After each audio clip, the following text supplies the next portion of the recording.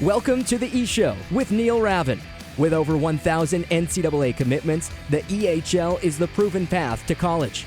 Turn it up and learn more about the college placement leader at the Division II and III levels. Welcome to the E-Show, presented by the Penalty Box Foundation. The Foundation's mission centers around their daily motto, "We take care of our own," as they help out all of those within the hockey community who have experienced a catastrophic event. Learn more at penaltyboxfoundation.org. What's up? My name is Neil Ravin. This is episode number 58 of the E-Show. On this week's episode, I talk with Bob Shattell, who's the assistant coach at Morrisville State, the owner of Salt City Prospects, a teacher, and a high school hockey coach in upstate New York. We then take our weekly trip around the league and continue with our new debate comparing a set of players from last season to a set of players from this season. As always, we wrap things up with an update on the E-Crew Fantasy Challenge. I'm joined now by Bob Shattell, the assistant coach at Morrisville State and the owner of Salt City Prospects. How's it going? Good, Neil. How about you? Thanks for having me. I'm doing well. I appreciate you coming on. This came together in a matter of 2 or 3 texts. I actually got your contact information from a current coach in our league, Michael Grace, and I want to talk about Salt City Prospects. I know that's your connection, but before I get to that, obviously, you heard me mention assistant coach at Morrisville. This is supposed to be your second season. Where are you guys at right now? Obviously, a very weird year with the pandemic, but where are things at right now with the program? Yeah, it's been it's been an up and down roller coaster type year. I think everybody's kind of trying to manage it as best you can. But we got a couple practices in October, and then we were shut down because due to some positive tests on campus. But actually, our kids got back to school on Monday, so we are back on the ice Thursday practicing. So we'll practice 3 days a week from now until basically they go home. So. It's good to finally be back out there, and kids are raring to go. So, I mean, even just the practices alone are going to be, worthwhile. That's for sure. And in the history of the EHL, I know this is only your second year with the program, but in the history of the EHL, 12 total kids have committed from the EHL to Morrisville State, including at least one in each of the past 4 seasons. How involved are you in the recruitment process? Quite a bit. Quite a bit. We try to get out. Obviously, this year was a little funky with, not being able to get out in person as much as we'd like, but a lot of hockey TV. Myself and Chris Azzano and Kevin Krogel, the head coach, we try to get to as many games and showcases as we can as possible. This past year we brought in Rob Hack from New England and Jensen Dodge, who we actually will talk about that later, but we actually found him at a Salt City Prospects camp. That's how we kind of grew that relationship.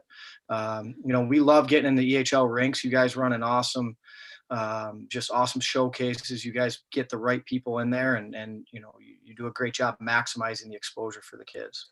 And of course, in the SUNYAC, it's a conference that a lot of our players want to go to for a number of different reasons. The SUNYAC we've committed 132 players to date to schools in the SUNYAC. When you're out on the road and you see a fellow SUNYAC coach, do you feel the need to be, paying more attention or to race downstairs faster? What goes through your head? It's kind of a sense of relief, to be honest with you, because if you see him talking to the same kid, you're kind of on the right page. Okay. So I think, as much as it is a competition, if you're talking to the same kids, it's kind of like, okay, well, we're on, we're not far off here. We're all seeing the same things. Yep. Obviously a league like the EHL, there's going to be so many eyes on the kids. It's not like you're going to find a wild card here and there because everybody's seeing the talent that's in the league and all the coaches are there. And, we're fortunate enough to have good relationships with, every coach in the SUNYAC. So, if you see somebody at the rink, we're all very cordial and it's a great conference to be a part of. That's for sure.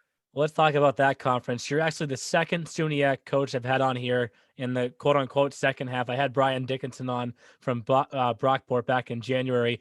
Can you just talk about the conference as a whole? It is just so competitive. Yeah, it's a lion's den every night. I think last year think we ended up playing, 9 or 10 of our games were against ranked opponents, and 8 of those were within conference. It's tough. Anybody can beat anybody on any given night. You go to Oswego State and there's 3,000 people there. You go to Geneseo, people are hanging over the glass, and it's an unbelievable conference to play in. The facilities are phenomenal. They treat it just the way the schools treat the sports and the athletics in the conference is top notch. I always tell recruits when we get them on campus, when we talk to them, it's a great place to be a hockey player. The way the conference is run, you're right in upstate New York. The weather matches the hockey, that's for sure. Yeah. So it's an unbelievable conference. I've enjoyed my time in it, and I learned so much every day, just being in the conference and being at the rink every day with these guys. Now let's talk about the road that brought you to Morrisville. Was it always kind of a goal of yours to land at a SUNYAC school in an assistant position like you have? Yeah. I mean, I guess I took a very unconventional path to where I am. I actually started coaching high school hockey when I was about 19. And then I got another high school coaching job with Frank Halabufo, who's an unbelievable hockey coach out here in New York State. And kind of together, we figured out this Salt City Prospects stuff. And, just through the relationships with that, I became very good friends with Chris Azzano, who was at Cortland State at the time. And he ended up going out to Lincoln, Nebraska and the USHL. And, we stayed close during all those years, worked our Salt City Prospects camps. And he ended up getting the Morrisville job a couple of years ago. And, we had a couple conversations, and him and Coach Krogel called me and asked if I'd be interested in joining the staff as, a volunteer assistant, skill development type that. And I jumped at it. It's been a dream of mine to coach college hockey. And so to be a part of it any way I can, it was an honor. And like I said, it was kind of unconventional, and probably 12, 13 years ago, I don't think I would have been here with where I had started, but hockey's a small world, and I'm glad I'm here. And that's for sure. I love every minute of it. And this is a podcast that we try and provide information for future players, current players, but also for coaches too. And obviously there's a lot of coaches in our league that are trying to climb that same ladder.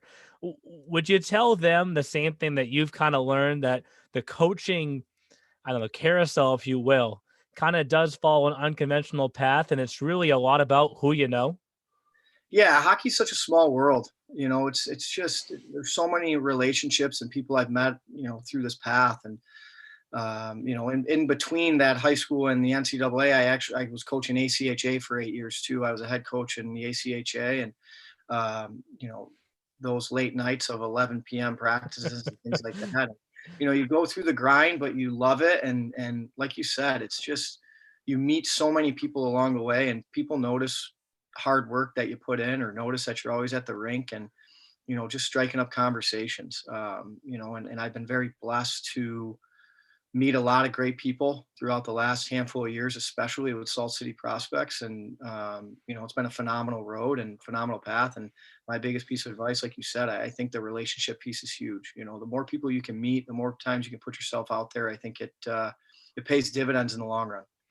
And let's talk about it. You've brought it up a few times. I'm going to start with a very broad question. What is Salt City Prospects?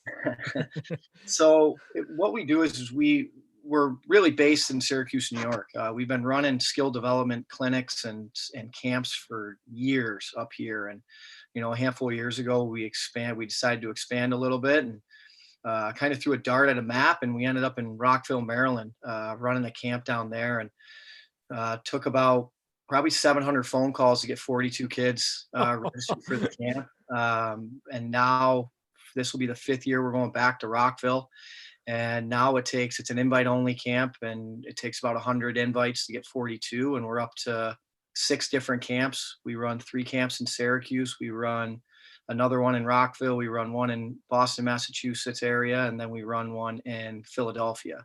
So we went from that one camp to having 6. And really the idea behind it is we get 42 kids pretty much to every one of them. One of our Syracuse camps, we get 80.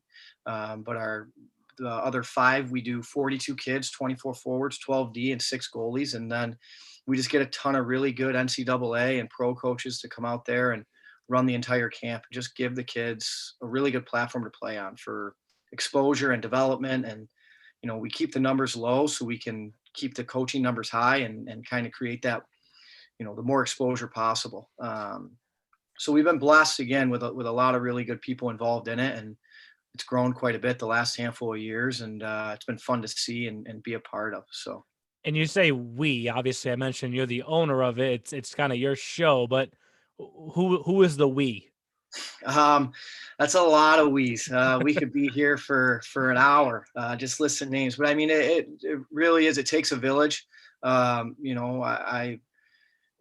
the owner, I guess, but it really is a village of coaches. I mean, you look at, we got guys, John Whitelaw, assistant coach at Oswego State, Chris Zano, I've mentioned him a bunch of times. I coached with him at Morrisville, Reed Leswing at Plattsburgh, TJ Manistersky at Curry, Mike Zanella, Elmira, just listening at all, Cortland State, Stevenson, Bill Salingo at Castleton, Mike Young, Becker.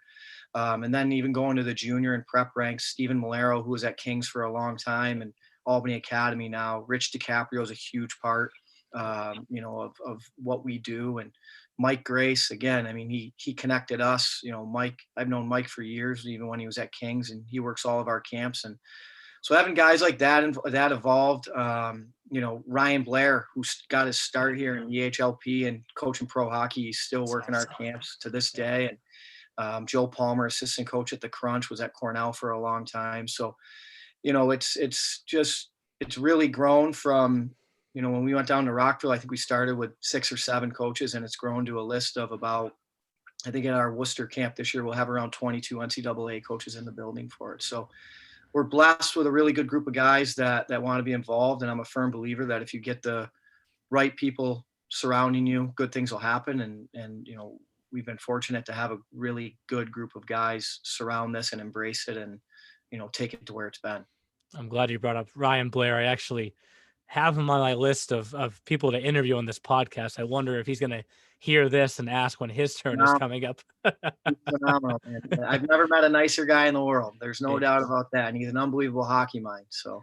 And you mentioned that in the first few years of it, it took all those phone calls to get, a full group of participants, but now it's invite only. Do you actually also have a number of coaches that are trying to get in as well? Yeah. And that again, it goes back to kind of what we were talking about earlier with the relationships.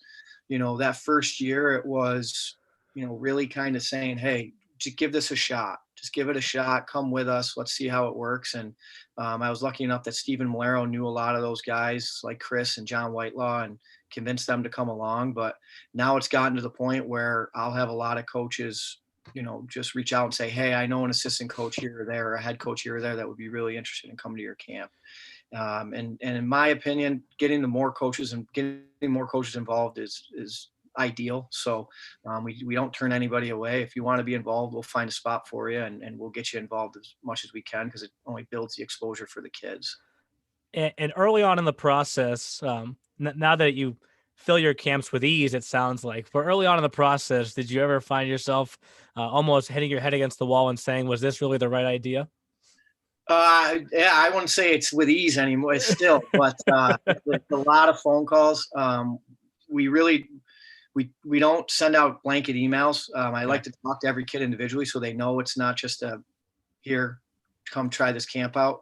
We try to really reach out to every kid personally and let them know that it's for real. But yes, it has gotten somewhat easier knowing that, if I'm on the phone if I make 55 phone calls in a day, I'm going to get 40 registrations versus making 55 phone calls and getting all no's. So it's come a long way. And I think just the product growing has been immense. And that's played such a huge part in it. I mean, kids can go to our website, they see, 75 kids in the last 4 years or whatever it is, go on to play college hockey. Yeah. Well, those numbers speak for themselves, and so it's showing that we're getting the right kids in the building and we're getting the coaches in the building to see them. And so it's just such a cycle that it's been definitely helped. And I looked at the list quickly before we got on this interview. I think I counted 25 EHL guys right away. And you mentioned Jensen Dodge. Can you kind of tell that story? Because he's going to Morrisville Is it because of Salt City prospects? Definitely played a huge part in it. So Jensen, and again, I think this kind of goes to the relationships we have on the one side with the junior coaches and the relationships we have on the one side with the NCAA coaches. I think it's such a perfect medium that it pays off because, guys like Jim Masso, that's how Jensen was introduced to us. Jim Masso, we have a good relationship with Jim, and every year, if I don't, you're going to miss some kids that deserve to be invited. So it's a text to some of these coaches like Rich or Jim or Cody Campbell, whoever. What kids do you think we should invite? And Jim shot me a couple names, and Jensen was on that list when he was in the HLP. We got him out to our Bedford camp right at the East Coast Wizards rink. And we really liked his game. Again, with only 24 forwards in the whole camp, you're going to get noticed for good, bad, or in between. And we took note of him, and we tracked him for about 2-3 months into the year, and we gave him a call, and things just kind of worked out. But I think that camp paid such a huge dividend for both of us because we got to know him as a kid. We got to see his habits in practice. We got to see his habits in games. He got to see us, what our coaching styles were like, who we were like as people.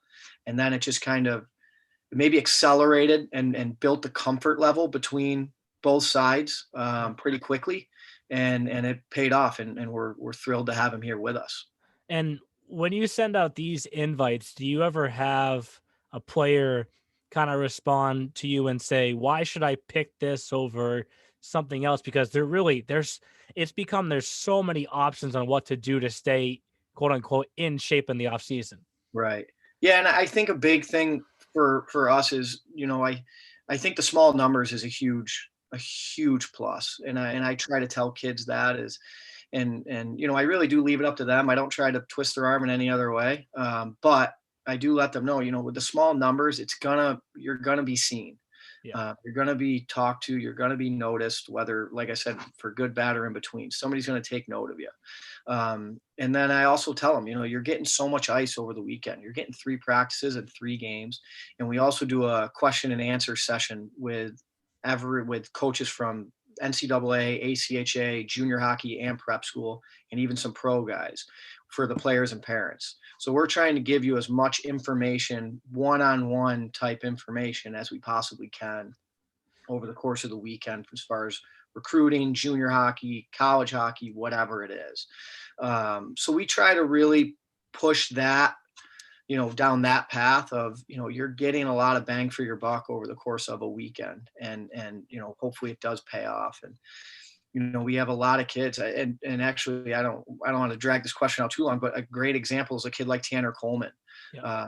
Tanner was a kid that grew. I coached Tanner when he was 18U out here AA, and Tanner reached out to me and said, hey, I could use some help trying to find a place. And so, we facilitated that conversation with Rich. Rich got him out to the facility, skated with him.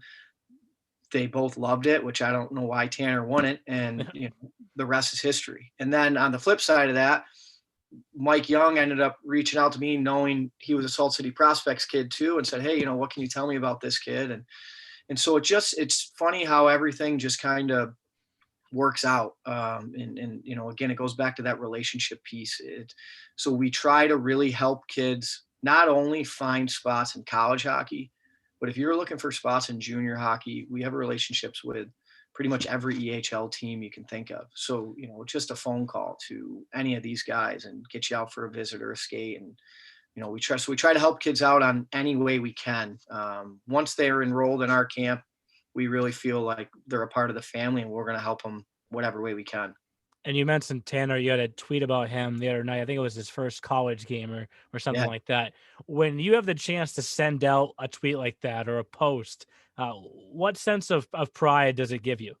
It's rewarding. It really is. It's very, very rewarding. And the best part is that the amount of those tweets that I've had to put out in the last 2 years has probably, it's 300% more probably. Yeah. So that's even more rewarding. Now seeing the numbers really start to grow and those tweets really starting to have to come out.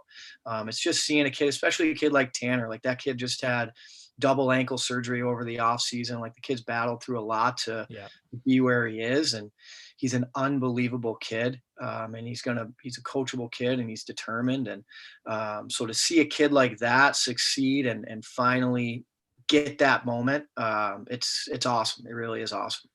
And you mentioned the growth, and obviously also the overall size, how many players are at each camp. How do you find the patience in yourself to not want things to just explode bigger and have more camps and more players there? Well, I guess I'm lucky in a sense because I'm a school teacher during the day.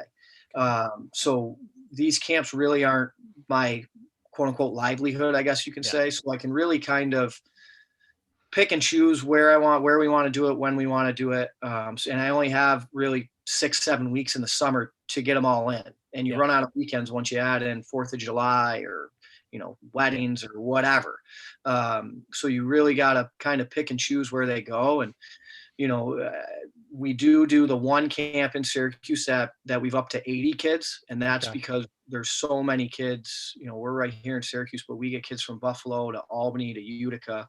So we get a lot of New York State kids, and then we take, kind of the best, some of the kids from the out-of-state camps from the years before and invite them up here for this camp.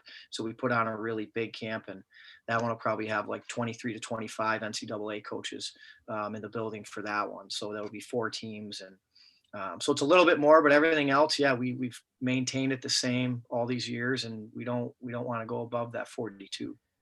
And the final question about Salt City, we're going to have some players that listen to this podcast and maybe reach out to you right away with interest. How do you kind of balance taking in inquiries like that, not filling your camp too soon? Because it sounds like you almost recruit for your camp also. How do you kind of balance where we're at in the calendar and tell kids to be patient? You may or may not be selected. Right. And that's a big thing. I think, like I said earlier, it's so hard to see every good hockey player, with all the leagues and all, especially this year with not being able to do it in person.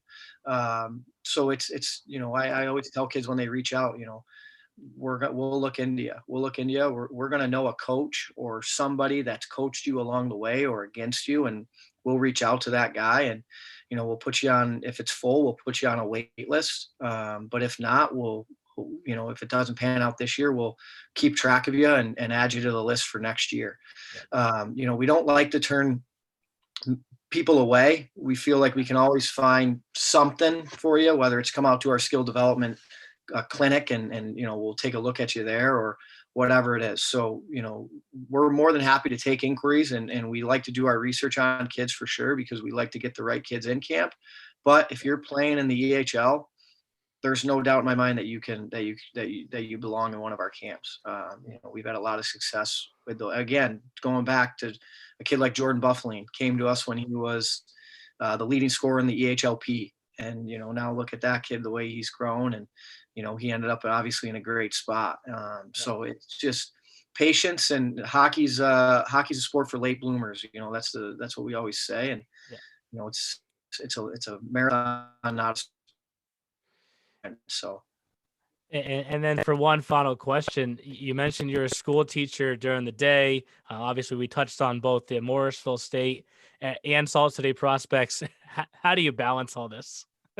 Well, and actually, I help coach a high school team out here too currently. So I wear a lot of hats. My girlfriend gets pretty frustrated sometimes. She's a saint, but she's very patient with me. I'm away more than I'm home, but I just love being in the rink, and being a teacher is very conducive to that lifestyle, because I am out of work each day pretty early to get to the rink, and you got the summers off and the weekends off to recruit and stuff like that. So it's a lot. It's a lot of late nights and early mornings, but I love every minute. I love being busy rather than bored. So it's tough some days. There's no doubt about it. I hear you. My wife, I always point out to her, it's kind of like fever pitch. There's winter guy and there's summer guy. And summer guy loves the Red Sox, and when the Red Sox are in action, and then winter guy's the off season. So you just kind of flip it sometimes for hockey. Right. So right. Exactly. I appreciate you coming on. We'll make sure to get the website link out for everyone for Salt City Prospects, but definitely for all the fans, all the players listening at home, make sure to give Salt City Prospects a follow because there are so many EHL players, both past and present, that have worked their way through those camps and on to college hockey. It's truly awesome.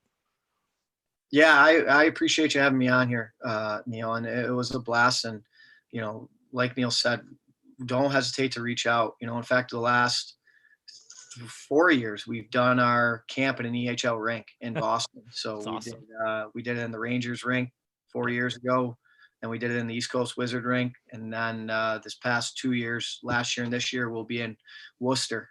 Mike Young has been awesome facilitating that and getting us in there. And we love getting the EHL and EHLP guys involved. So don't hesitate to reach out. We're more than happy to chat, and I appreciate you having me on here, Neil. This was a blast. Thank you. No problem. Thanks again to Bob Shattell for coming on the podcast this week. As you heard him say, Bob is the volunteer assistant coach at Morrisville State. He's the owner of Salt City Prospects. He's a teacher, and he coaches high school hockey as well in upstate New York, and a huge advocate for our league. We spent a lot of time talking about Salt City Prospects. For players listening at home, make sure you look into that. It's an exclusive camp that they run every year, and if you really go to their website and you check out all the college coaches that take part in that, it's pretty special. When you heard the story on Jensen Dodge, a player that basically got recruited to college based off first being seen at Salt City Prospects. But with that, let's bring in the E crew now. And guys, when we drop this podcast, we will be 40 days away from the Frozen Finals. Let's go. 4-0. That is awesome. It doesn't feel like it though, right? Like it still feels like like when you're running towards something and you feel like you're not gaining any ground at all, and it's just still as far away as it was before. It feels like that to me right now. Yeah, it does. And if running feels hard, then go buy a Peloton, Neil. Oh, wait, you own a Peloton. Peloton, we're still waiting on your sponsorship, by the way, if you guys want to come on down. But that's besides the fact. But no, I felt the same way when I was looking at when I was doing the Rangers game the other day, and I was looking at how many people have what they have for games left, and everybody. Well, actually, no, sorry, not everybody. The Vermont Lumberjacks are still in double digits. Mostly every team is down to single digits for games, which is crazy for everyone to think. It's like kind of sad. Like I kind of hate it. I do too. But maybe it's like we're going up a hill and you can't really see the top of the hill, but all of a sudden you're going to get to the top of the hill and then like we're there. And like I just ordered my outfit, so I hope they come in the mail and they fit me. What did you say? You said outfit or outfits? With an S. That's gotta be come plural. on, dog. Okay, so if we go down 2 days early also, what is I'm wearing leggings and a sweatshirt. Don't look at me, everybody, until Wednesday. Oh, Wednesday. So Wednesday, Thursday, you guys Friday, can look at Saturday, me. So Monday, Tuesday, we have to wear blindfold the whole time. I have 3 outfits maybe 4 picked out. Okay. Jeff and Kyle. No, Jeff Zeus? knows. Yes, but I thought you were gonna say like they don't know my situation. No, like today I went and got a haircut. And in Maine. You know what I was gonna notice, and I noticed, and I was gonna comment, Neil, but I didn't want to be that guy either. Yes. Well, I also shaved. I also shaved my Tom Brady playoff beard, which I had grown out since basically the end of December. That took a good. I miss it already. That took a good baby face. That took a good 45 minutes out of my day. But regardless, I walk into into my haircut studio, if you will, salon, the barber, bro, salon and spa, and this girl yells to another girl, "I love your fit," and I'm like, that's something I would say. I go, Brittany's in Florida. I went up to Maine. I went away from where she is. And I turn around. I turn around and I see the back of the girl's head and it's blonde. And I go, oh my god, oh my god, oh my god, oh my god. And then she turns around and I go, whew, she's in Florida. I'm in Maine. There's a great distance in between us right now. Might have been Brittany's cousin. Brittany, you got any cousins up in Maine? Friends? Family? I don't have friends. Let's not be crazy, dog. Stop that. Stop it. You got 3 right here, kid. You got 3 right here. But I was just trying to time it out because now in another 4 weeks, Brittany will get one more haircut just before the finals. Because I already have scheduled my shave, bro. Yours too. Yeah, we were all talking about beards before we came on. Fritz playoff beards not looking so good. All right, Brittany. Looks like Sidney Crosby's. The final day of the regular season is March 1st. I expect you to hold the razor for the next 28 days afterwards, and we'll see where we get to by Championship Sunday. Let's do it. All right. So, anyways, Kyle, what's up? How's it going? We've been cut out of the conversation, Jeff. So with that, let's start making our way around the E Show. It's time for this week's segment of Around the E Show. Around the E Show is brought to you by the Junior Hockey Podcast, your home for junior hockey news, knowledge, and nonsense. Check them out at tjhpodcast.com. The Avalanche, in 10 games in the second half, are actually above 500, but they're 6-4-0, which is not who they are. Not Chris Sorrell-like. And that division right now is awesome. Like, it's awesome. Still toughest division. Still tough. But I'm not even talking about toughest. Like, when teams go to Waterville Valley, it's a shootout. Like automatic. Like this. Like, I called 2 games for the Granite Cup this past weekend. The first one was 4-1. The second one was 6-5 in overtime. And then today, when we're recording this podcast, another 7-5 game. Wait, you were at the Ville today? I didn't go to the Ville today, but I'm just saying the first game was 11 goals. Today was 12 goals in back-to-back games up in Waterville. And I text Brett Trider and I go, I don't know what's in the water up there. Brett goes, I lived there for 10 years. Neither do I. All right. Since it's been 2021, you know who the best team in the North has been? It's been the Wolves. Wolves. No, it's Seacoast. Well, overall, all of 2021. Yeah. The past week or I'm not doubting the Wolves, but Seacoast is onto something here. Yep. Andrew Trimble, here's your Wolves plug of the night. What's up? How are ya? Wolf Bite. And look, I'm quoted saying way back when, I think it was probably our first podcast for 2021, I said there's something weird going on with the North. And I know like a lot of coaches now in the Central Division, the North Division are muting this podcast as I speak. But I was like, there's something there with the Avalanche I don't trust, but I like New England. And now I'm thinking, I'm like, wow, Seacoast is onto something. Yeah. Dangerous. And what's on Saturday? Was it Saturday? Yeah, it was Saturday, Granite Cup. That's next weekend too that I'm attending. Yes. Let's say Monday. All right, word. I'm just confirming Sunday, Monday. Yes. Everyone pass your COVID test, please. So anyways, before the Waterville Valley first game this past Saturday, which was Avalanche Wolves, like clockwork, I should just pull it up so I can show you guys while we're here. Where are we going to be Sunday, Monday, by the way? Ice Den. I booked a hotel and I just have no idea where I'm going. That's so I booked a hotel in North Conway. I booked one in Exeter. I booked one in Exeter.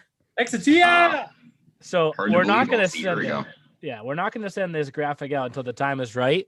But this gets sent to me about 20 minutes before that Avalanche Wolves game happened. Can I see it?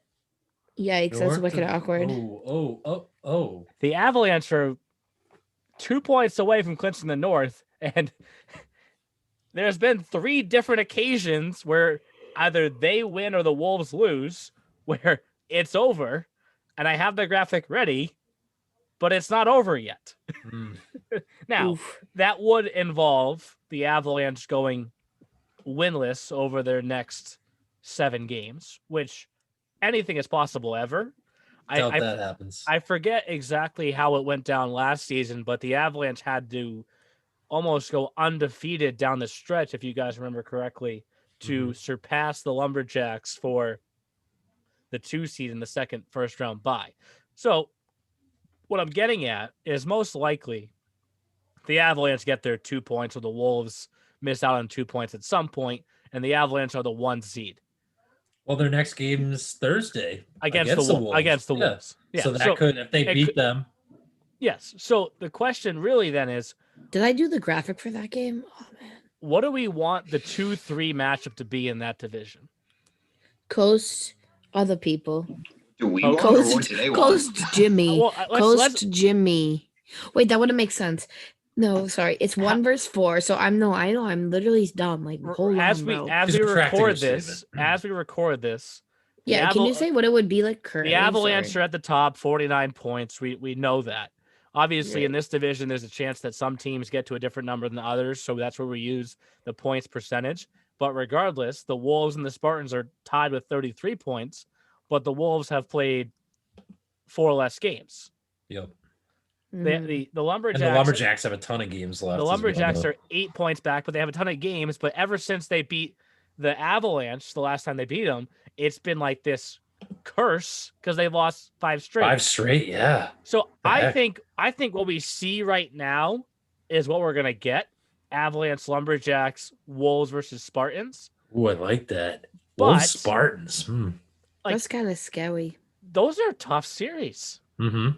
Those are really tough series, and when it's a 3-game series, like they can go any way. Like when I called, I'm going way back. I'm going 2017-18 season. My first year crying. The first year the Avalanche won the championship in game 1 of their series with the Wizards. The Wizards hit the post in the third period with like 30 seconds left.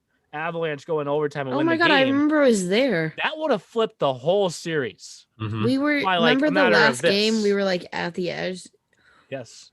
I remember that too. That's crazy. Well, obviously I brought it up, but like, whatever. I was going to say the Wizards were the Cinderella story the last time we had the Frozen Finals of Providence, right? They upset a couple of teams on their way. So, I mean, it does. 3-game series are tough. I don't know. I'd almost like to ask, like, poll the coaches. Would you rather a one and done or a 3-game series? Cody Campbell would say 3-game series, and that's the T.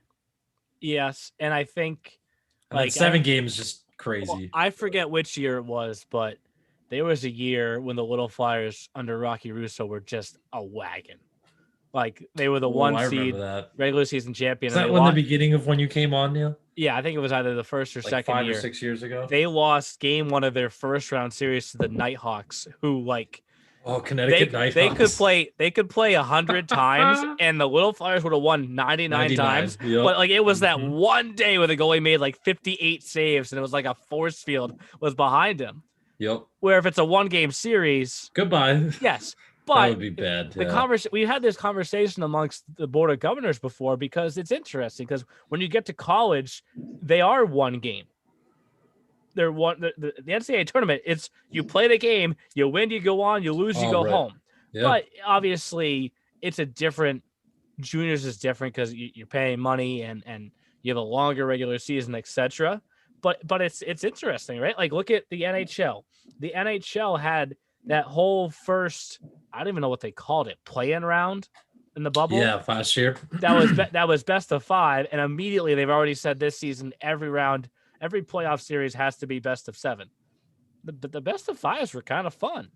I think the point you're getting at, Jeff, is like when there's less games to determine a winner, that you grip the stick just a little bit tighter in that contest or contests. Mm-hmm. That puck that may go bar down sails into the plexi behind the goalie instead, or it's the netting, or all sorts of different places. No, it's true. It's like it's different for everybody, right? As a coach, you have to coach differently in a 1-game series than you do in a 3-game series. Yep. Not that coaches fold it up if they have a bad game 1, but you're like, you know what? If the team's playing in front of them, maybe I pull the goalie and maybe I try to fire him up. Maybe I put the backup in. If you're in a situation like all the teams have this year, there's a lot of 1A, 1B situations with goaltenders. So the team's playing bad in front of them. You know what? You guys don't deserve this goalie X. I'm putting in the backup because you guys are playing like Jack. So you're playing like Jack. Thank you for holding back the goal horn there twice, Jeff. Yep. Did you go back and listen to the goal horn from last week's podcast? No, because you didn't send in the group chat, bro. He did though. I got it. Oh, I have the group chat muted. Oh, that's why. Oh my God. Tell us how you really feel. Britt answers what she wants to answer. Sorry. Hence she's the queen. Yes. About when she wants to respond, we all drop what we're doing. But and you'll remember on that ride down, we cannot look at her for 48 hours. And Kyle, when we get to the hotel, please do not look at Brittany till Wednesday. All right. Dude, I already know I'm gonna be rolling up in like my flyer socks and my flyer sweatshirt and then my leggings and like my high socks pulled over my sweatshirt. I mean, my leggings and my hood's gonna be on. I'm gonna be like, everyone, shut up. So she knows she's gonna be flyered up entering that hotel. It's Yeah, not gonna be. Dude, that hotel's absolutely sick. You're not gonna be in Rangers gear. You're not gonna be. Whoa, that's 87's insane. gear. Relax, no Wolves relax. gear. All right. No, the 7 sweatshirt will be packed on a bag once I make it. That's the first thing going in my You're gonna luggage. support the home venue that we're going into. Anyways, to close the door on the North Division. Last week, shoot, we're still in the North for Christ's sake. Last week I brought up a debate. I brought up 3 debates, right? Right, blah blah. This who would player you versus rather? this player, and that was a great segment, like that. Well, I'm bringing it back this week. Very We're good. gonna You go. are We're gonna now? go one at a time because last week no one noticed that I did a player from the North, a player from the Central, and a player from the South. So now we're gonna go one at a time as we go through the divisions. Me first. I haven't even said who the 2 players are yet. I know. I said I want to go first. Okay, so we're in the North. We're with the Avalanche. I want to go for the South actually first. Well, we're gonna get to the South when we break down the South Division. Wait, We am I just going broke first that- for everyone? Actually, Yeah, I'll go first for everybody. Can we do the NHL first, and then we'll get back to the. So Okay, folks. Very nice. the debate in the North Division for the I'm nervous. Avalanche is who would you rather have in goal tomorrow, Matt Lane or George McMichael? Oh my George, god, that it's question not makes me easy. want to yeet myself off a bridge. Shoot, bro. I Honestly, can't. I I don't have just a say in the interviewed. matter. I can't. No, I'm first. Back up. Sit Oh, down sorry. for Sorry, Christ's sake, hold on, bro. Hold on. Oh my god. All right. Anyways, I just interviewed Curious George McMichael for Brits Commits on Friday. Stay tuned. I mean, Jeff is bowed down me. I can't breathe. And Haley Cookston's like, why on that one episode were you teasing my future interview so many times but never saying my name? But when it comes to Nathan Young and George McMichael, we're like, here comes Rip the it up. interview. Here comes Younger. All right, so I always pick Matt Lane's stats last season for the Avs: 17-6-3 with a 181 goals against, a 940 save percentage, and 3 shutouts. Of course, that's over 26 total starts committed to Stevenson after just one season in the league. George played in a few games last season, but 10 to be exact. as Brittany Really? did mention on Or her 5, interview, I'm sorry. as Brittany, Oh, okay. I'm sure, mentioned on her interview, he also got some time with the EHLP team, but then come back this season, and he has been like the guy. Ronan Mobley has got a number of starts himself, but 20 so far for George with a 16-3-1 record, a 2.02 goals against, a 938 save percentage, and 3 shutouts. So he's 1 win behind. He's a little bit higher up with the goals against average, 1.81 to 2.02, and he's 0.02 points behind. Oh, sorry, 0.002 points behind in save percentage. But of course, I'm going Curious George. he still has a few games left. And then the thing about Matt Lane, I think is tough, is like we never got to see playoff Matt Lane. Yep. Mhm. There you go. Like we haven't saw seen playoff George McMichael either, though. Oh, we saw playoff Nathan Pickett. Like Facts. Wait, want to know another reason why I want to pick George McMichael? Because his mom is the GOAT. oh my god. Oh, Wait, I have another Mom mom points. shout out. I have another mom shout out, but that's for later in the episode. Well, I will say this about Mrs. McMichael. She's a literal G. I at love almost every game. her. I know. I Def- actually talked to George. I said if she's not there next weekend at the Granite Cup, I'm gonna cry. But she's definitely there when he plays. Oh yeah, And dude. He said today. He goes, if my mom saw you tomorrow, because I guess they play tomorrow, right? Or this weekend or something. when this drops on Thursday, yes. Yeah, he's like, my mom's going tomorrow. Are you gonna be there? And I'm like, no, I'm living in Florida. Like, I can't. And he was like, oh my god, she would love to see you. And I'm like, ugh, I miss that lady. Like, she's my She friend. switches ends based off what end he's on. Dude, she's literally like like it. such a beauty. I love that woman. and it doesn't rattle him at all. He enjoys it. No, Did you she's ask- literally what? Did you ask the No. superstition question? Come Oh yeah, on. actually, no, I did. I'm sorry. Yes. You have He- to. Yeah, Goalies he are so does- interesting. So he puts the stick in the same spot every time he gets on the ice for warm-ups. Yeah, if you guys want the answer to why he does it, listen to my goddamn episode. Yes. But But then he watch it also on Monday. and then he does this thing with the water bottle where he like squirts it and then watches each drop go to the ice, and it's like. You guys will know when you hear exactly coming out on Friday. But with that, let's transition into the Central now, which we're not going back and forth about toughest. But guys, who are the Chiefs? I have no idea. Who are the Whiz Boys? Western Mass. Who are the Railers? Who are the insert blah blah? Like, Wizzy's almost back to 500 right now. The Wizards almost back to 500, 15, 17, 1 as of today. Actually, I'll talk about my stuff when we get to fantasy. Sorry.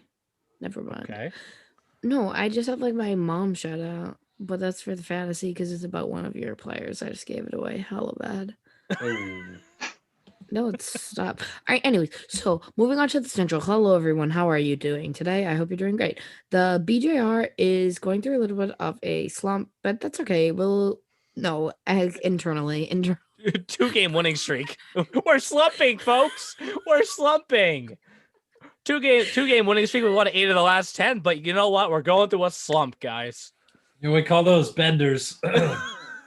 You're not a bender. Unfortunately, look at the first 3 teams in that division.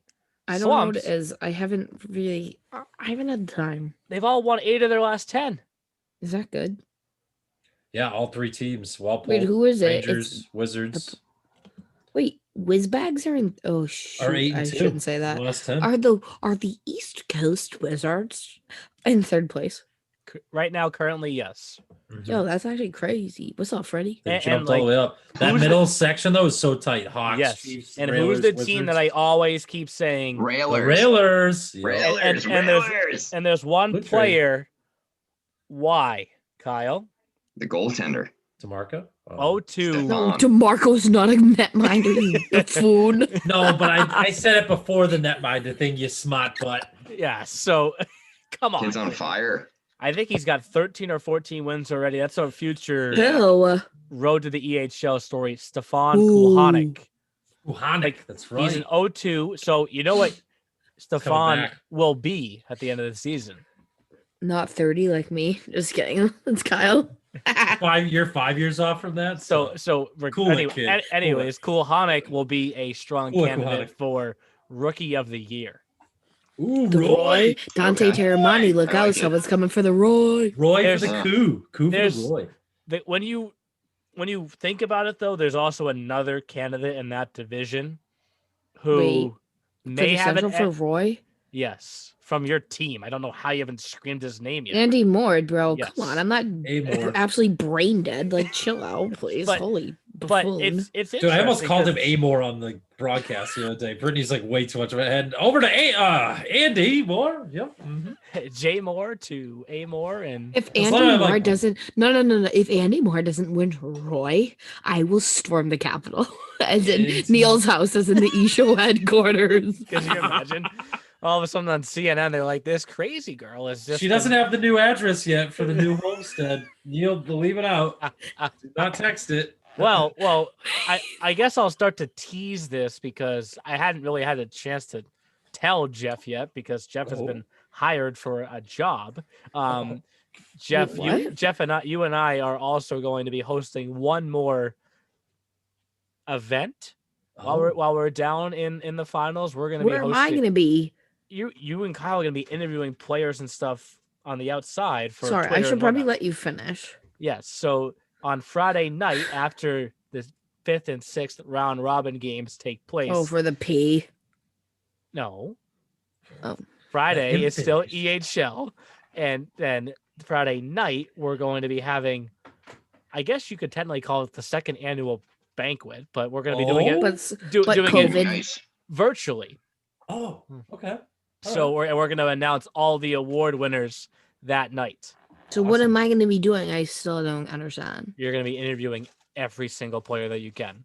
What, Twitter. in the lobby of the Renaissance or the Sheraton? Or wherever. Yes.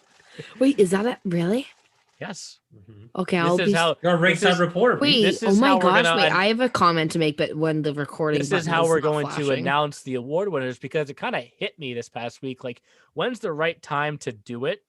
Number one, we're going to come up with the award winners, and I'm not going to tell Brittany any of them because she'll tell them ahead of time. So they'll know ahead of time that they won. Just tell me who the Roy is. That's all I give it. But second, the NFL announces all of their award winners the night before the Super Bowl. Yeah, they do. Like it comes at a very weird time. So like obviously, like when's the right time to do it? Like, and it's one of those things where I still have to figure out how we're going to even come up with the award winners, because in a normal year, I have to call the people because Neil's too lazy. I'm kidding. Neil's too many things, dude. Wow. I remember I had to call Neil and lazy. So, but what I was getting at more is like New England guys don't really vote for Mid-Atlantic guys and vice versa, right? When you don't play each other, there's even less. You really votes. can't vote. Yeah. So I have to figure out.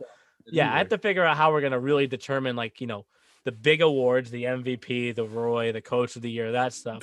Figure out how we're gonna figure out the all EHL team, right? Because we're gonna have 3 forwards, 2D, and a goalie who are like all EHL first team and second team, and then each division will have their own all conference. But I figured the best way to announce it will be while we're down there. We're gonna do a quick show on Friday night.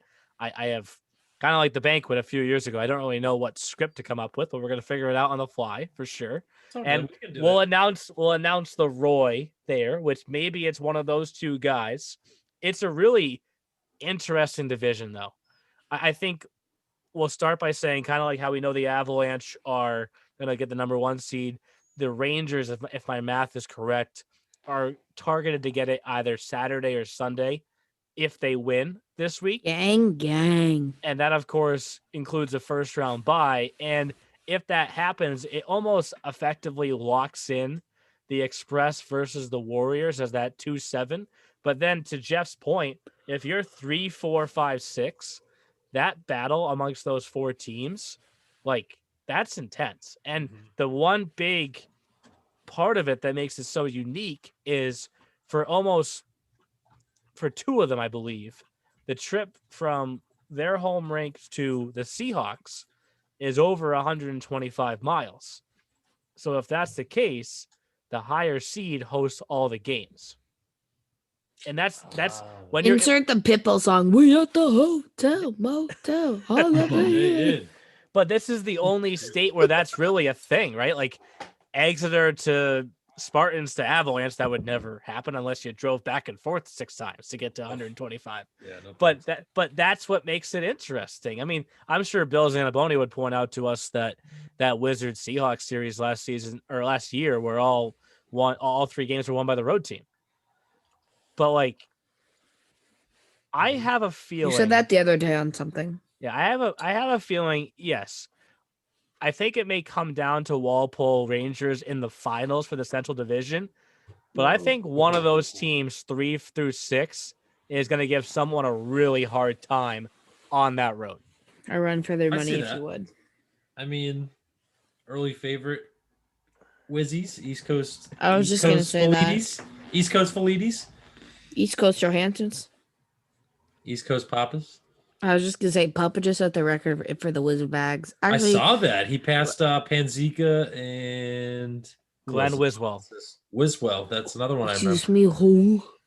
Those are guys I remember, like, they're burned in my head for their line charts from like years ago. It's like, yep, Wiswell called his name 16 times at a showcase. Jeff, if you played the EHL before Brittany came to the EHL, then it doesn't count. Don't exist. Because the league was formed when she came in, right? Dude, that's why I was so excited to say Pontus Ogerblad's name the other day, and I'm glad you remembered it because then Brittany would have been like, who? And then I literally was like, who? It was Ogerblad and Perez from the old Wilkes-Barre Scranton Knights from like 2014. Wilkes-Barre. Let me ask you something. I know you're high on the Railers, but I'm just thinking the Seahawks.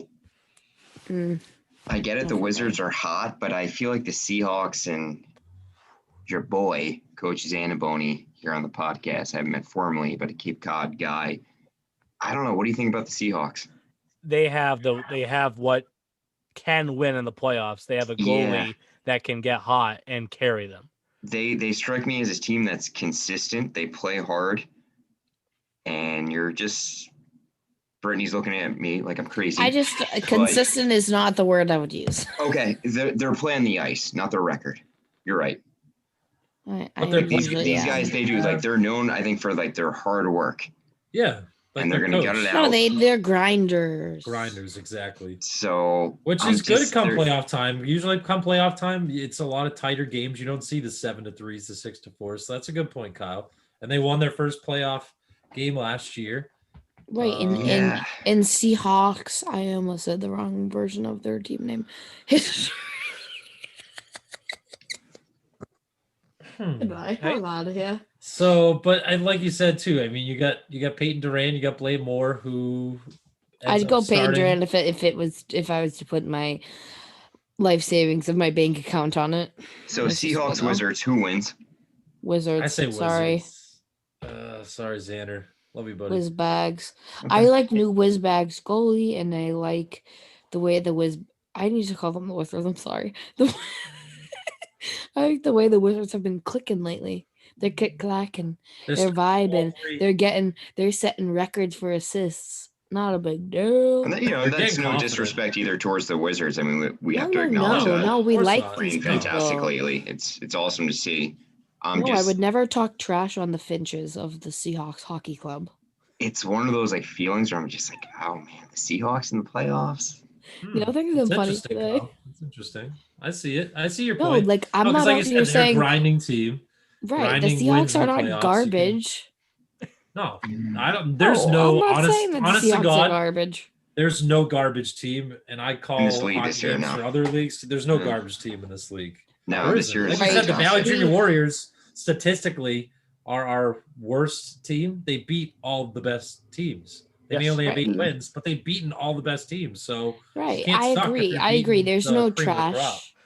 There's no trash. It's amazing how politely Jeff can say it. Then Brittany's like trash. Trash. She's my. Have you ever seen Key and Peele? She's like I just got to the chase, bro. What he was trying to say was. So listen, Jeff is like the LinkedIn version of me. Yeah, there we go. Instagram versus reality. Anyways, I like me as look at me right now. That actually sounds Instagram, like a TV show. Instagram versus the Instagram versus reality, starring Brittany Hart. Oh my God, I'm such a catfish. So like, sign me up. Anyways, our central division the rails this week is brought to you by Brittany. She sponsors her own segment. Anyways, so the player debate in the central division comes from the Wizards. Whizbags. Chance Gorman or Ryan Terse. You did not just do me dirty like that. That's literally so rude. Are you? No, but Chance. So Ryan Terse hasn't even played a full season as a Wizard. All right, that's not the point. No, but I don't know. Hey, Ryan Murray with the Pittsburgh Penguins won 2 Stanley Cups. Yeah, now he's on the Senators. No, Chance Gorman. Chance Gorman, not even a question. Sorry. Cam Ward, one Conn Smythe, never played a full season as a goaltender. No, dude. Chancey Rue, if anyone knows the story behind that, word. If you don't, word. Chancey Rue is like Mr. Clutch. I'm gonna go bar down, like talk, like absolutely Mr. Clutch for the Whizbags. Chance played in 49 total games last season. Yeah, how many points you have, buddy? 68. Yeah, like word. Terse is more when Terse has made the transition to the ECW. He has been more of a assist guy. Besides his Michigan goal, he's not Mr. Clutch like Chancey. Like boy, I don't know. I'm a big Chance. Here. No, like Chance, just like when you needed to score a goal out here for the Wizards, automatic Chance. This year, if you were to score a goal for the Wizards, I'd say automatic Webb, automatic Stafura, personal. So the assist guy isn't Clutch. I was gonna say that. No, listen. I'm just saying, like, if you look at it statistically, we're going to statistics. That's the whole point of this damn segment, idiots.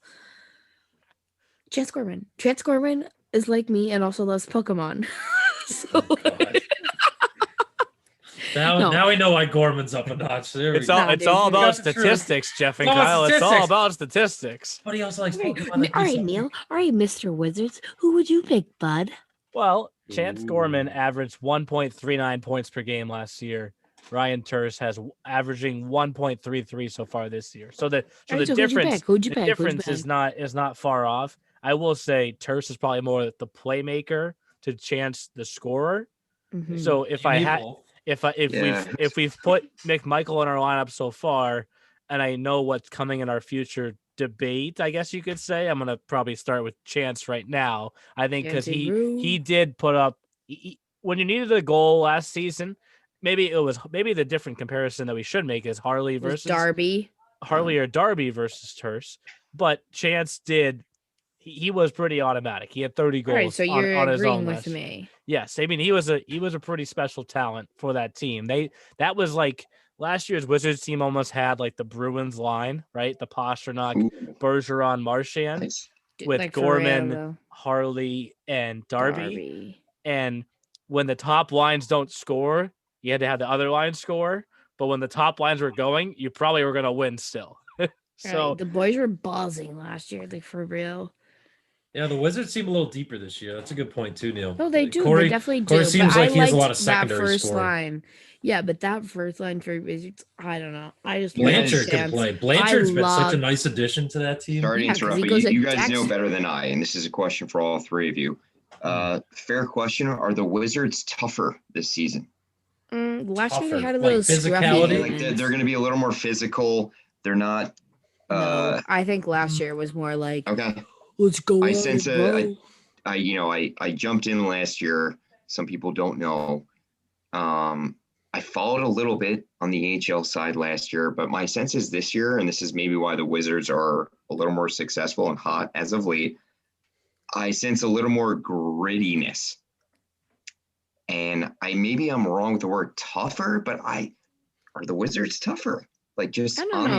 Last year's Wizards team was like finesse and I don't know. Like I'm thinking of like no offense, like pretty Darby's like soft play instead of a Zach Parise garbage goal. Let's get down and dirty. Let's get the job done. Don't you think like Darby was more like, I don't know, like low key, like soft, like Steph? I feel like sometimes Steph will like go at it. And like I feel like, I don't know, personal opinion, Terse will go at it. Like Terse isn't like, oh, I'm just gonna sit here and like watch these people like freak on my my teammate. Right. Like last year, like Darby, low key. Chance, oh my god, imagine Chance dropping the gloves. I'd pee my pants laughing. Like I literally would cry laughing. You know how many penalty minutes he had all year last year? No more than 8. 10. Who, Gorman? Oh, sorry. Like eight regular season, 2 in the postseason. Right, exactly. Like their first time was like crazy. Low key. Dude, they would never last year like be like, oh, drop the mitts, boys. Like there weren't no Avalanche. Like, let's beat the absolute blank out of each other. No, the Avalanche are like, drop the mitts, I'm looking for answers. I'm just asking a question and the Wizards. Yes. No. The Wizards. This seems tougher this year than last year's Wizards. Yeah, but the Wizards are not like if I had to use an adjective to describe a Wizards team on a normal basis, tough, ain't it? Well, last year, well, he was asking, are they tougher than last year though? No, right? no, I'm saying like the Avalanche tough. Like, yeah, boys, let's drop them. Like, I'm gonna Chris Aaron's you. Like, let's go. Just like, a little more physical and like happen grittier. On the Wizards. You know, not so much like one dimensional. It's important in this league. Like you look at the Avs, the Rangers, the 87s of this world. They have a little bit of everything. So they're mixed. Guess and hope is that the Wizards are a little more dynamic than they were in the past. If I'm counting on anyone to drop them, it's Papa. Last year's team put up 752 total penalty minutes, but that's in 46 games. In 33 so far this season, they have in 33 so far this season, they have 590. So without even pulling out the calculator, the math points towards this year's team averaging more. But we'll see. You, Neil, those couple games that I've done, it's 3 now so far. Oh God, they like don't know how to behave. They've been some chippy affairs. I don't have to Jeff's in the building. All right, guys, let's go. No, they're like Massachusetts That's is awesome. back in the building. We haven't seen anyone else. I think that's honestly, and that's a really good point, Brittany. Actually, with all the in-state games, that's why these teams are like hating each other because that's all they play. Imagine being the Central playing the same 3 people. Wait, the Central? The North. Yeah, the North. Oh, that's what I meant. Okay, everyone knows what I was talking about. It's in the Central, but I meant the North. Doug, guys. Oh, shoot. Right, like, No, dude. You have to think about it. Imagine being the Avalanche and playing the same 3 people. Like, I'd lose my mind. Meanwhile, the Seahawks are like, all right, which one of our 9 freaking, not 9, I'm exaggerating, people are we going to play? Like, at least they have more people. You know, you feel me? But I'm interested to see how that plays out.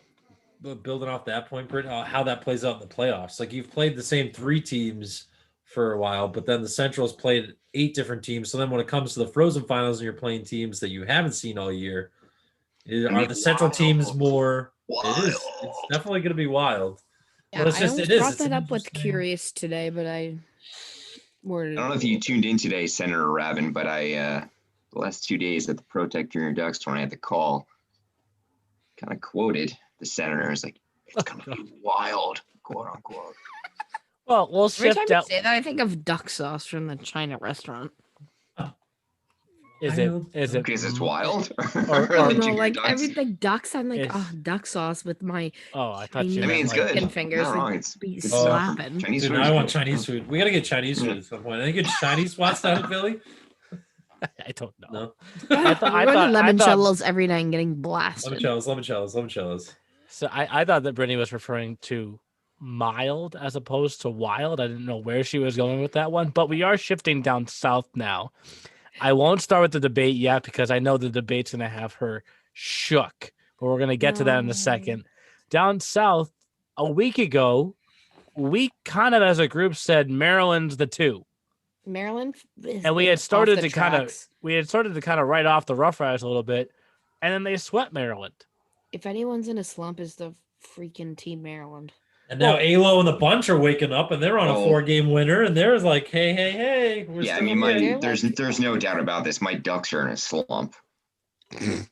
They are. I mean, five consecutive losses. Rangers slump, Ducks slump. Rangers have won 8 of 10. But Ducks have lost a few in a row. Slump, though. It's a tough slump. They're not getting blown out of the water. They're losing these games, or they're pulling their goalie every game, and it's a 1-goal game. Yeah, at least like you said, like they're not just getting like absolutely obliterated. I think they have some turmoil in the organization. We're not going to get into it, but by the way. Me? Yes, I am. Kyle is. That's true. Yep. No blue lights tonight. Right. No blue lights. I'm a little thrown off. Anyways. No, but I think Protect's had a little bit of turmoil that we will not get into on the podcast, but I think that has something to do with the, topsy-turviness. Kyle, you would obviously know way more being a part of that organization, but I got to say, I give them credit. One of the best games I saw all year, and I said it in the last written piece, was 87's Protect last Friday. Protect put out everything they possibly could. Oh, and that was the game they led 2-0? No, it was tied after 2 periods. They're down a goal. They pull the goalie again. It's an empty net goal. And, I contacted Adam Hooley after the game, the head coach of the 87s. I just wanted a post-game quote on the win. And I didn't want to say anything, but, I'll say it over the podcast, Protect deserved to win that game. And I think the 87s know that. And I can tell you that because, again, it's when you score. And I know, Neil, you disagree with me, which is fine, because the 87s are a championship caliber team, and those teams earn their wins and they earn the luck. But Protect put it all out there. Yeah. And this is a team with less than 10 wins this year, giving a championship caliber team trouble. So this goes, my point being is, and this is respect for the league, just the parity overall. Mm-hmm. And I can't wait until the playoffs, baby. Yeah. I mean, and that division, obviously the 87s have already clinched the 1, but then there's 2 separate races going on right now. There's Maryland and the Little Flyers competing for second in the first round bye, but also making sure they're 3 so they guarantee home ice. But really, that battle between 4, 5, 6, Rough Riders, Ducks, Apple Core, that's going to get even tighter because the Apple Core have a bunch of games to play also. and you're almost avoiding a trip, what could be to Maryland. All 3 games are there. And you have to get dressed outside. Yeah, that's been tough. Just saying, it's a reality here, folks. Yeah, little like Flyers. I said, that's part of the turmoil. It is. Yeah, little Flyers to Apple Corps is over 125 miles. To Rough Riders is, to Ducks isn't. So it's going to be interesting to see, because if it works out one way, all the games are in one location. If it works out another, we're going back and forth, and it'll be weird. It's interesting to see which team starts to really assert themselves and put together more than just 2 straight wins. Because we've seen a lot of that, right? We've seen, obviously I know the Little Flyers have won 4 straight, but the Rough Riders were slumping, won 2 straight, but then lost 2 straight afterwards. What's gonna keep happening with them? What's gonna happen with ProTech? How is ProTech gonna come out of this 5-gamer? The Apple Corps, right? We probably at one point will get to fantasy, but we said to Kyle, like, you're picking Jackson Bernard. How many games is he truly going to win? He got Kyle a ton of points this past week because he stood on his head like 3 times. Mm-hmm. So that battle between 4, 5, and 6, I think deserves just as much attention as 3 through 6 in the Central. Who do you think is the most talented player on Apple Corps, by the way? Who do I think is the most talented? Yeah. Michael Leva. Leva, yeah. I'm going 2-7. Colin Callanan. Yeah. My man. Look, Leva's my boy. He's, a fantasy guy, but wow, really impressed with 2-7 today. I mean, we're talking a guy with confidence. Too. Don't forget about Roskowski. Like Dante Terramani-esque. And I know I'm keeping it in the South. Relax, you people in the North. Look, I broadcast these games. I see them in person. This is all I can do. If you want to invite me to a game, please do. Anyways, 2-7 for Apple Corps. Really impressive. Super impressive. Like, so this guy's... Yeah, and two great points that you just brought up that I wanted to mention. At first, when I saw the box score today, I was like, oh, wow, Jeff, awesome day for you, hat trick and an assist. But then I looked at the first for Colin Callanan.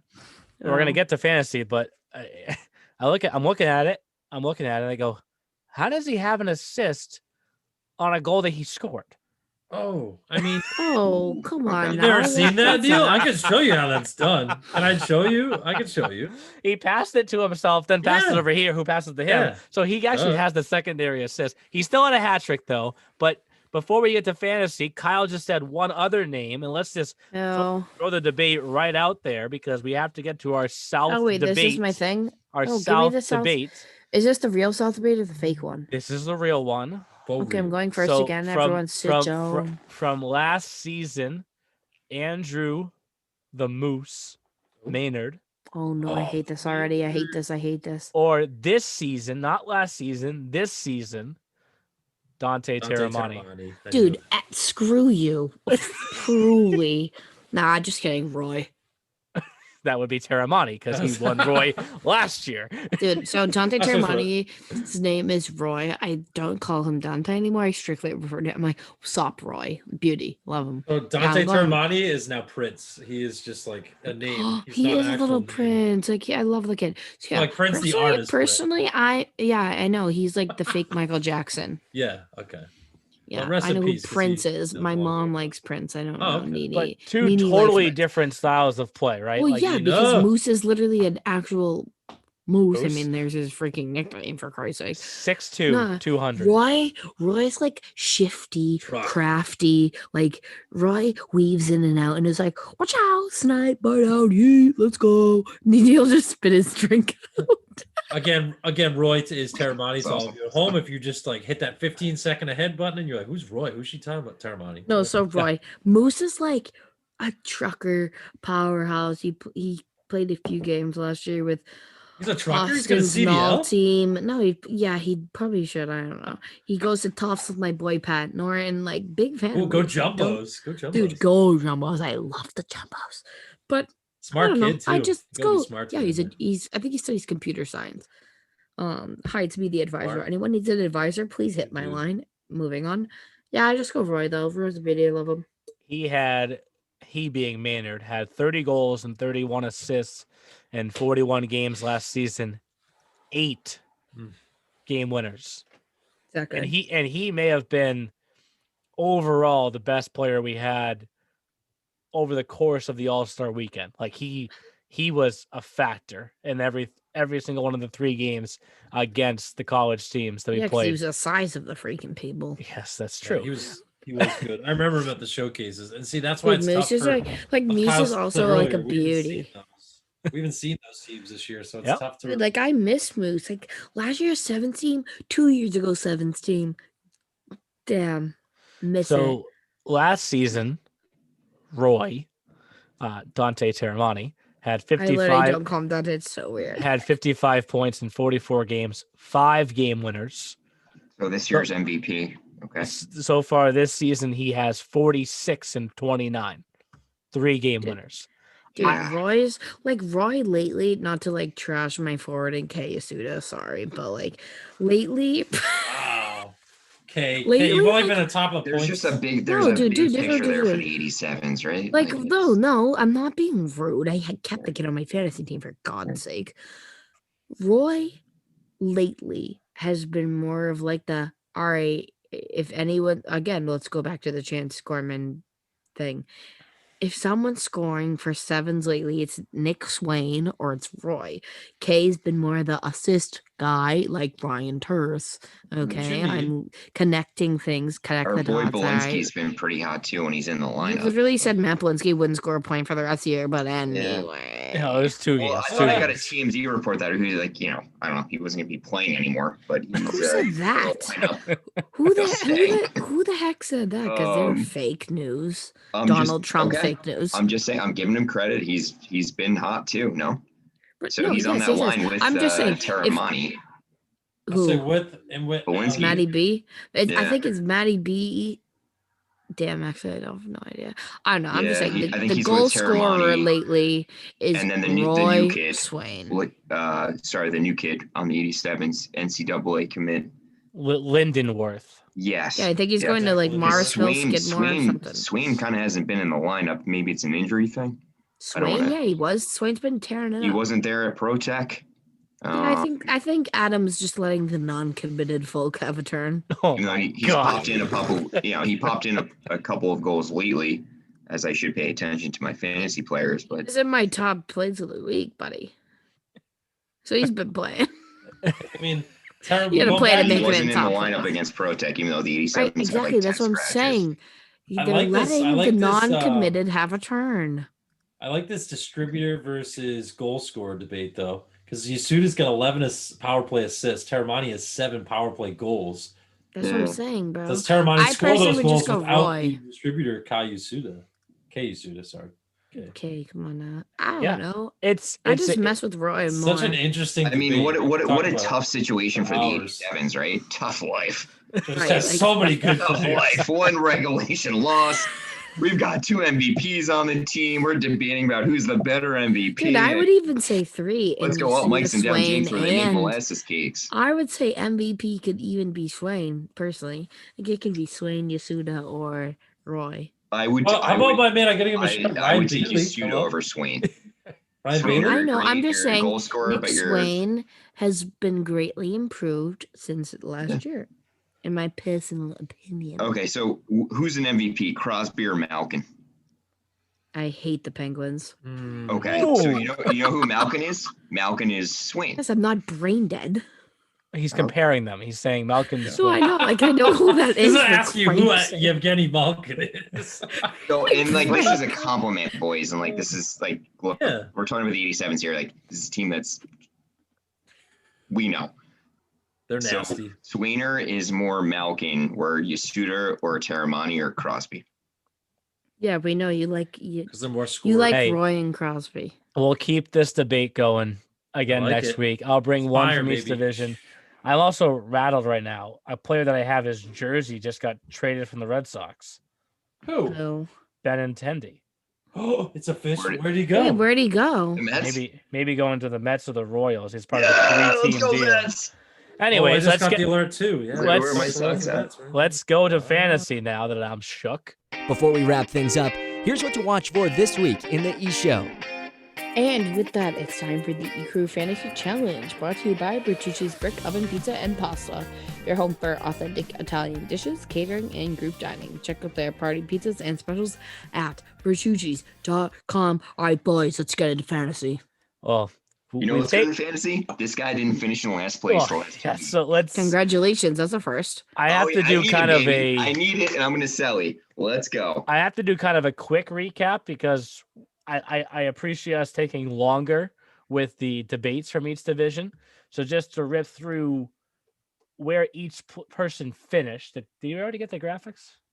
We did. Yeah, Justin sent them in the group text. So overall, this past week, somehow Brittany, even after the rosters got trimmed, still put up 90.6. I don't even know how. Actually, it was because of it's because of Papa got like all-time leading assists in Wizzy's history. Kyle with 78.4 this past week. I had 70.6. Jeff had 64. So just a quick recap of players that. Wait, can you tell me who did good on my team today? I honestly have no idea. I'm gonna do that right before we end this thing because we're already up against it. This has been a great episode. But the players that went off for Brittany, I mean, she mentions Yasuda like he's like not doing anything for her, but he quietly goes out. I'm just saying, like, again, he's been more of an assist dude. A goal, 3 assists, the power play point of the game winner, 11 points. So Yasuda had 11 fantasy points. Finalist had 12. Jelinski's had 17. Papa Petros. They have scoring changes, so. Papa Petros with his 4 assist game had 13, and then she got a win apiece for Newell and Mueller, which helped her because those two goalies combined for 17.6 points. So that helped her get to 90.6. Kyle had the second best week. I mentioned it earlier. Get out of the basement. Jackson Bernard, I think he had 4 starts. Got 127 saves this past week. He put up 23.4, and when you combine them with the 12 that Michael Leva got him, we're already at 35 points just from his Apple Corps players. 9 apiece for Swain and Archipenko, and like I said, 78.4. Transition into my week, I had 70.6. Egan Schmidt started off very hot, didn't finish as hot over the week, but he had 13 total points. A smooth 6 assists week for Ryan Turris led to 12 total points. Wait, shout out to Mrs. Turst, my new friend. Hello. Hey girl, what's up? Dante Terramani, we just talked about, got me 10 fantasy points, and the difference between picking up 2 wins like Brittany did and I didn't, my 2 goalies did not get 2 wins, and they combined for 5.6 points in their starts. And then we go to Jeff. Jeff, I mentioned your hat trick for Colin Callanan today, the last day of this week. He put up 17 total points for you this week.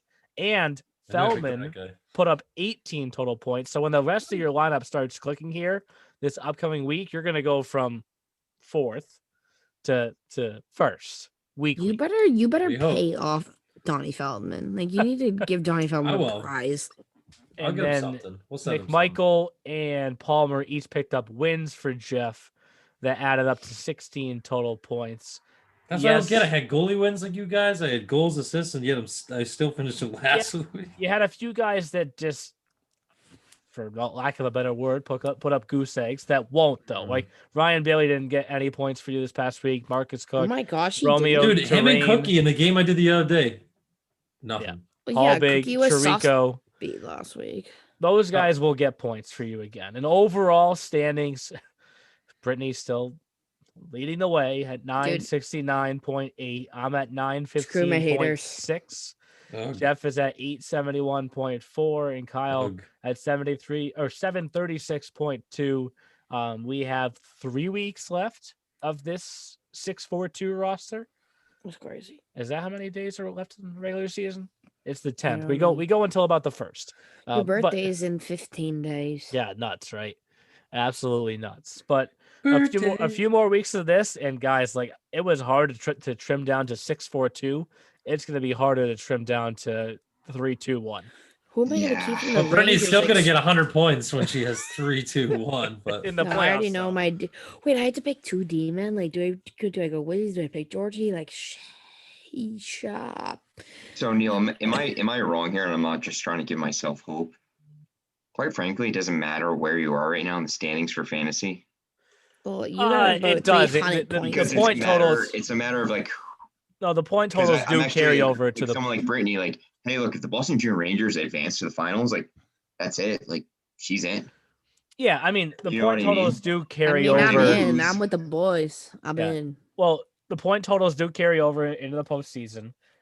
The points that we accrue in the postseason will only be from the first, second, and third rounds. It does not include the finals because we're not going to be. We're going to be 4 unbiased. Yeah, we can't do individuals at the finals. We talked about this last year that we were just going to not do this. We talk about this every year. True. Oh no! But I'm saying with the EHL. Oh yes. We said last year we're like we can't do it. Yeah. After this year's finals, we'll post Brittany's cheer from a goal that got scored 2 finals ago. When the puck went in, and she elevated off the ground. I remember that. Like guys, elevated. I remember a big streak too. Like echoing through the Little Flyers. Nate Dowling scored a goal. What's up? A beaut. PLF for life. PLF girl 1, 2, 3. But another busy week of games coming up, and 3 more debates coming for you guys next week. Of course, another good one. Those were good. Thank you. Debates are fun. And 2 more full days of action in the Granite Cup. So by the end of the day on Monday, we'll know who the Granite Cup champion is, and they're gonna host. I'll be there. They're going to host next year's Granite Cup, which is not going to be the same format. It's going to be more bean pot style where 2 teams play each other the first day and the other 2 teams also play each other. And then winners face off, losers face off, and how we carry it on for future years is whoever wins the Granite Cup hosts the Granite Cup. So right now in the Granite Cup standings lead are the Spartans. Ooh, but we'll see. We'll see. 2 more big days of that coming up. As always, follow every box score at easternhockeyleague.org and every game live. You can watch it on Hockey TV. Myself, Jeff, Kyle. We will get Brittany on a game here before that regular season is over. For Christ's sake. We will make it happen on Hockey TV. So enjoy the games, guys. Hopefully it's a Wizzies broadcast, but peace out, people. Peace out, crew. Everyone be well. Thanks for listening to The E-Show. Learn more at easternhockeyleague.org and follow us on Facebook, Twitter, Instagram, and YouTube. Also be sure to subscribe and get notified when next week's podcast is released.